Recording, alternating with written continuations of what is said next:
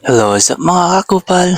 It's me, JP. Katatapos lang nga yan ang anniversary ng BCC. Pero bisan tapos na anniversary ng BCC, di ako mapasingin nga, wala ko ma-upload. Adi nga kita office ni ma'am, kay mag-fitting kita para hit production number. Amo nga yun na akong suluton during it coronation night nga pagpasahan koronahan ma second runner up. Salamat nga yun ang Team Mago nga hinkan Mama Ferlo ang pag-provide na akong susuluton. Dire kasi talaga ako maaram na upod nga yan kami hit exposure nga to hit coronation night during production number. Adi na nga ako kita yan up, may make-upan na kita himpira ka layer. Nagpakiana nga na akong pwede semento na lang butang. During that time, ada ngayon kami ha backstage kay dida kasi nagliliwan ang mga candidate. Naninidagapon kami, pinan-make-upan, nanin pinanliwanan. Oh, Pax, ano ka dyan?